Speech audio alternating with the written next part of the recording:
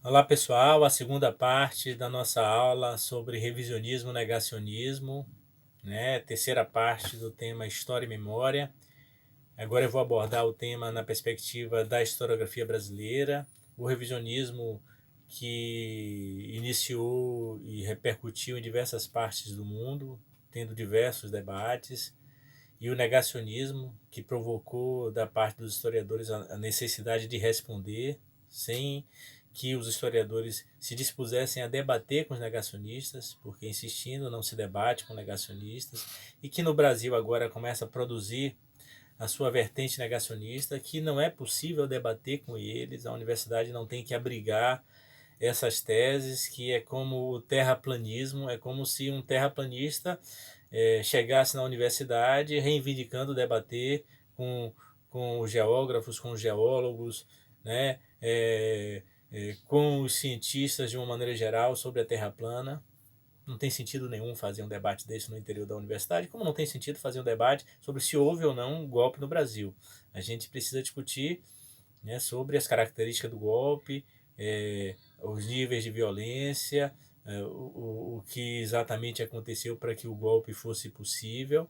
E é esse o tema que gera muita polêmica, muito debate, mas não produziu no interior da universidade, da academia brasileira, os negacionismos. Os negacionismos. Não há negacionista dentro da universidade, mas há historiadores que alguns, outros historiadores, entre eles eu, consideram revisionistas. Do meu ponto de vista, a primeira expressão do revisionismo no Brasil tem lugar num livro que é muito importante, um livro que quando eu li me impactou muito, um livro de um historiador da Unicamp, professor da Unicamp, um historiador importantíssimo, Edgar Dedeca. O livro dele é sobre a Revolução de 1930, chama 1930, O Silêncio dos Vencidos. Este livro de Edgar Dedeca é um dos livros mais importantes da historiografia brasileira pela discussão de memória que ele faz. Ele também tem um livro próximo dele, da mesma turma, do mesmo tipo da historiografia, que é também um livro muito importante, A Teia do Fato, de Carlos Alberto Vesentini. Mas eu queria falar desse livro de Edgar Dedeca, porque o tema, a abordagem de memória que ele faz é absolutamente inovadora em termos de Brasil. Ela inaugura uma perspectiva que não existia na historiografia brasileira, mas a tese defendida por Edgar Dedeca é uma tese que, embora tenha, digamos, atraído um determinado campo, atraído determinados historiadores, encantado muita gente, inclusive a mim. Eu fiquei muito encantado quando li o livro de Edgar Dedeck, e ainda gosto muito, ainda utilizo para fazer a polêmica. Este livro, ele tentava, procurava superar uma tese sobre a historiografia da Revolução de 30, que estava representada, sobretudo, na obra do historiador também paulista, Boris Fausto. A Revolução de 1930 e História e Historiografia, o livro de Boris Fausto. E quando Edgar Dedeca se debruça sobre isso, a tese de Edgar Dedeca, embora tenha aspectos que são muito relevantes, ela não se sustenta pelo simples fato de não conseguir provar, através das evidências que ele traz, que a tese de Boris Fausto não é razoável, não é consistente.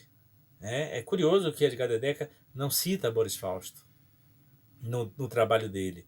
Mas é claro que o trabalho dele é todo voltado para Boris Fausto e para autores próximos ali da abordagem de Boris Fausto. A abordagem de Boris Fausto é que a Revolução de 30 foi uma espécie de revolução passiva, revolução sem revolução, revolução restauração, no sentido gramsciano. Né? Também, curiosamente, Boris Fausto não cita Gramsci para defender essa tese, mas Boris Fausto arrola uma série de documentos, uma série de evidências que demonstram que o Brasil que se transforma a partir de 30, que sai de 30, é muito distinto do Brasil que existia até 1930. Então é uma tese incontornavelmente consistente e que a tentativa de Edgar Dedeca representou um marco, né? Porque o que Edgar Dedeca estava dizendo é que a historiografia inadvertidamente teria assumido a perspectiva da memória dos vencedores. E o que Edgar Dedeca faz, inclusive mobilizando autores importantíssimos como Walter Benjamin, sobretudo Walter Benjamin, mas outros autores também, Edward Thompson.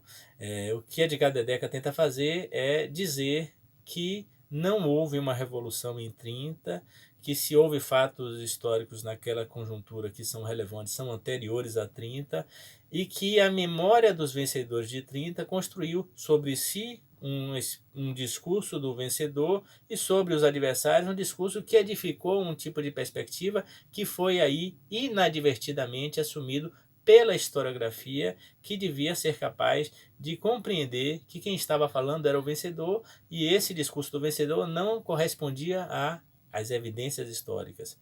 Então é uma tese muito sofisticada de Edgar Dedecker. O problema é que ela não se sustentou. Tanto não se sustentou que não se transformou em memória histórica, não desceu aos livros didáticos, né? Ela não se espraiou a um ponto de a gente dizer, em alguma medida, que no final das contas a tese que prevaleceu é de Edgar Dedecker, ou seja, a gente continua dizendo que 1930 foi uma revolução, e claro que nós continuamos discutindo sobre o assunto, e vamos discutir enquanto houver historiografia brasileira, mas aquilo que a maior parte de nós diz, e o consenso razoável que se formou, é que 1930 existiam mais ou menos nos termos do que Boris Fausto e outros, né, Francisco Lefort, tal, dizem sobre o que foi aquele acontecimento. Então, esse livro é importantíssimo pelo debate de memória e por inaugurar aqui uma discussão que é fundamental na historiografia brasileira, inclusive sobre a Revolução de 30, e uma demonstração incontornável de que os historiadores eles devem fazer polêmicas, eles devem travar debates e eles devem aprofundar as questões, desde que não sejam os adversários negacionistas, né, terraplanistas. Né? Os negacionistas estão no nível do terraplanismo. Então a historiografia brasileira ela se desenvolvendo. Nos anos 80 há um boom da historiografia da escravidão no Brasil, em função do centenário da abolição e em função de outras coisas. Né? Há um boom editorial, é a saída da ditadura, é a abertura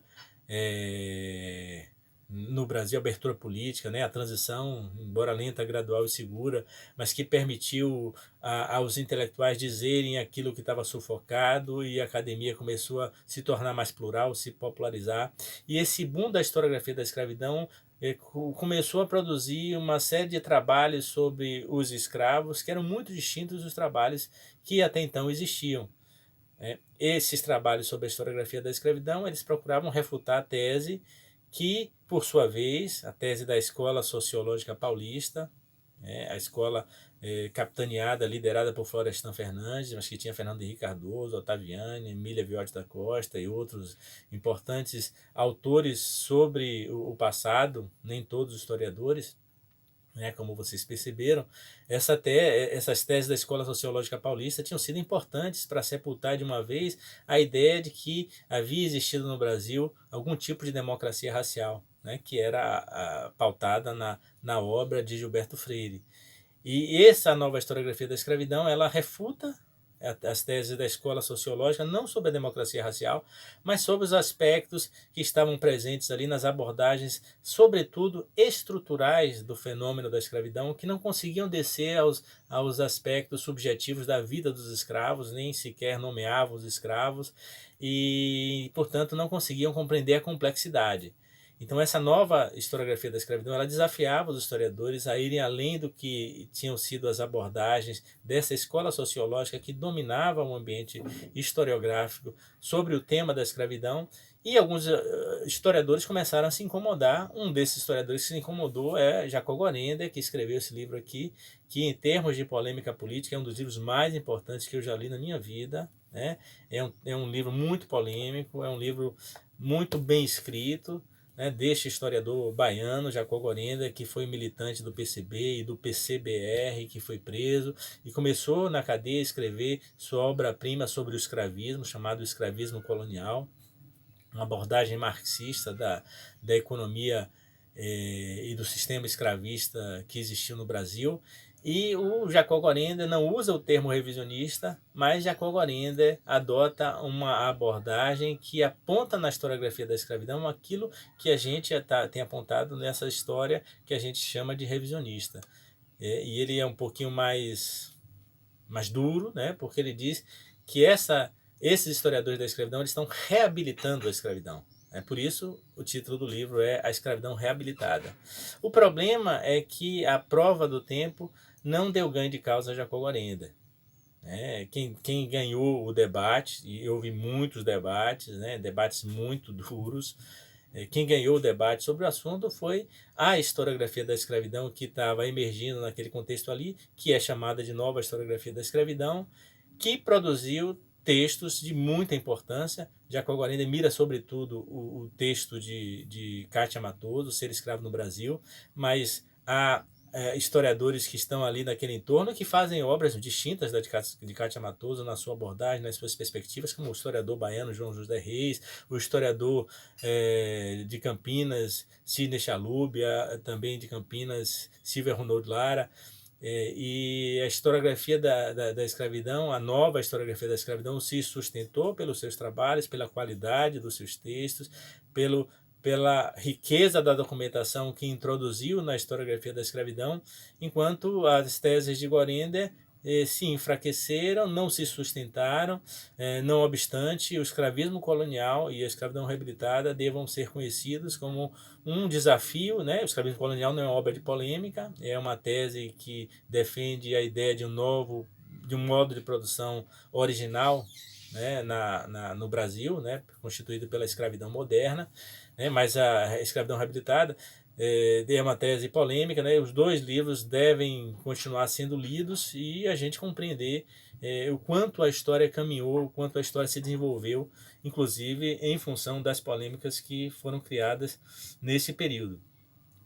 Mas no tema da ditadura militar brasileira que a historiografia revisionista ela se encastelou, né? Em 2018, por exemplo, na passagem dos 30 anos da Constituição do Brasil, o então ministro do STF, Dias Toffoli, ele já naquele contexto das eleições e da ascensão de Bolsonaro e do bolsonarismo, ele citou 1964, 31 de março de 64, né, da seguinte forma: ele disse que ele não gostava de chamar nem de golpe e nem de revolução, e ele preferia caracterizar aquele período como movimento. E citou o historiador da Universidade Federal Fluminense, Daniel Arão Reis, que no mesmo dia, na Carta Capital, disse, né, e com toda razão, assim: eu nunca disse que não houve golpe, né? De fato, o Daniel Arão Reis é um dos historiadores mais importantes sobre o tema. Ele demonstra, ele diz, cita que houve um golpe em 64. O problema, e eu vou falar daqui a pouco do Daniel Arão, é que a historiografia sobre o golpe de 64, a historiografia acadêmica, ela começou a se encantar pela memória dos militares, e algumas teses revisionistas começam a aparecer nessa historiografia que durante os 20 anos do golpe produziu obras muito críticas, 20 anos desde o golpe, então nas décadas de 70 e de 80, toda a perspectiva de abordagem do golpe de 64 tinha sido uma perspectiva muito crítica sobre o golpe, e nos 30 anos seguintes começou a contemporizar com o golpe. Por que isso acontece? Em primeiro lugar, há um movimento legítimo, né, e necessário, né, de historiadores ligados ao CPDOC, da Fundação Getúlio Vargas, que vão fazer uma história oral dos militares que estiveram presentes no golpe de 64 e começam a indagar os militares sobre o que tinha acontecido. Muitos desses historiadores, não só historiadores, cientistas políticos, eles começam a defender a ideia de que toda a historiografia sobre o golpe de 64 tinha sido feita por militantes. E era preciso escutar, ouvir os militares, o que eles tinham a dizer. E esse projeto de história oral que gerou centenas de entrevistas e de onde saiu 3 livros, aqui é um dos livros, né, Visões do Golpe, em que oficiais que estiveram presentes, não foram os protagonistas do golpe, mas estiveram presentes, né, no golpe de 64, falam das suas impressões, das suas perspectivas. Essa é a história oral, que nos quartéis elas existiam, ou seja, o exército o tempo inteiro nunca deixou de dizer que o golpe de 64 tinha existido em função do risco de o Brasil sucumbir a uma ditadura comunista. No quartel isso existia. Nenhum historiador diz isso porque isso não se sustenta. Todos os historiadores sabem que, apesar da crise instaurada nos anos 60, não parecia haver nenhuma probabilidade de que os comunistas tivessem sequer um projeto de tomada de poder, né? Os grupos que tinham projeto de tomada de poder eram grupos muito minoritários, né? E esse projeto existindo nesses grupos minoritários sequer tinha chance. Então não há justificativa que sustente isso, mas isso circulava nos quartéis, isso aparece na história oral desses oficiais, e alguns historiadores começam também, né, por outras vias talvez, a defender essas teses, a se encantar com essas teses, e essas teses começam a aparecer na obra de Angelina Chebub Figueiredo. No caso, ela não vem da história dos militares, né, dessa história oral. Esse livro aqui, Democracia ou Reforma, é na verdade a estratégia das escolhas racionais que ela adota aqui para dizer como a história rompe, né, em função da tensão provocada pelos extremos, esquerda e direita, né, e a corda, quando rompe, ela rompe com a democracia, e João Goulart é vítima dessa tensão entre esquerda e direita, ou seja, Angelina Figueiredo, ela justifica o golpe em função dessa radicalização, né, de alguma maneira há uma forma de igualar vítimas e algozes, como tinha também acontecido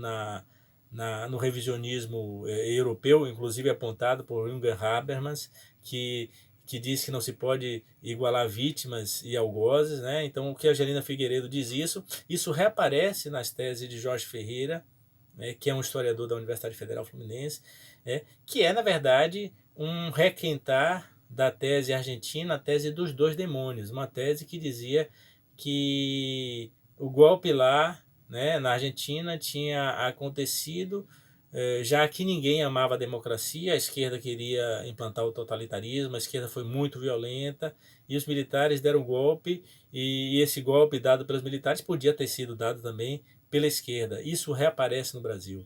Isso aparece e é o ponto de partida do revisionismo sobre o golpe de 64. Essa tese de Angelina Figueiredo é das mais importantes e ela alimenta outras perspectivas e que faz com que, inclusive, o Dias Toffoli tenha dito aquilo. A propósito, Daniel Arão, quando deu uma entrevista na Carta Capital, no mesmo dia que foi citado por Dias Toffoli, ele citou a tese dos dois demônios e remeteu a Angelina Chebub Figueiredo o requentar essa tese aqui no Brasil. Então esse tema começa a aparecer e o revisionismo surgindo na academia, da parte de historiadores importantes, historiadores estabelecidos, historiadores com influência, começa a ter uma resposta. A primeira resposta vem através de um artigo de Caio Navarro de Toledo, um filósofo que escreveu sobre a ditadura, pesquisou Izebe, e que em 2004 publica um artigo na Crítica Marxista chamado As Falácias do Revisionismo. Em 2005, Marcelo Badaró Matos, sem utilizar o termo revisionismo, também demonstra as fragilidades dessa historiografia que iguala vítimas e algozes, né? Demonstra os problemas dessa historiografia. Marcelo Badaró Matos, professor da Universidade Federal Fluminense. E mais recentemente, o historiador Damian Mello, que publica este livro aqui, né, A Miséria da Historiografia, que eu participo aqui com um artigo neste livro, começa a fazer um trabalho de discussão sobre os limites, os problemas da historiografia sobre o golpe e sobre outros assuntos da historiografia brasileira. Então o Damian Mello desenvolveu este trabalho, reuniu pessoas, e com Damian Mello e Gilberto Calil nós publicamos este livro aqui, Contribuição à Crítica da Historiografia Revisionista. Se vocês perceberam, tanto A Miséria da Historiografia quanto a Contribuição à Crítica da Historiografia Revisionista são remissões a obras de Marx, A Miséria da Filosofia e Contribuição à Crítica da Economia Política, porque o campo desses historiadores críticos é um campo do marxismo, é um campo em que esses historiadores reivindicam uma perspectiva crítica para discutir com esses outros historiadores que nós, os marxistas, consideramos revisionistas. Então, para concluir essa história sobre negacionismo e revisionismo, nessa terceira parte do nosso curso sobre História e Memória, eu queria só concluir com uma citação de Hobsbawm, do livro dele Ecos da Marselhesa, né, em que ele diz sobre a revisão e sobre o acesso nosso ao passado. Todos nós, inevitavelmente, escrevemos a história do nosso próprio tempo, quando olhamos o passado e, em alguma medida, empreendemos as batalhas de hoje no figurino do período. Mas aqueles que escrevem somente a história de seu próprio tempo não podem entender o passado e aquilo que veio dele. podem até mesmo falsificar o passado e o presente, mesmo sem intenção de fazer. Então a gente escreve a história do passado com as roupagens do presente, mas nós não podemos escrever a história do passado somente a partir do presente, sob o risco da gente falsificar a história ou cometer o revisionismo.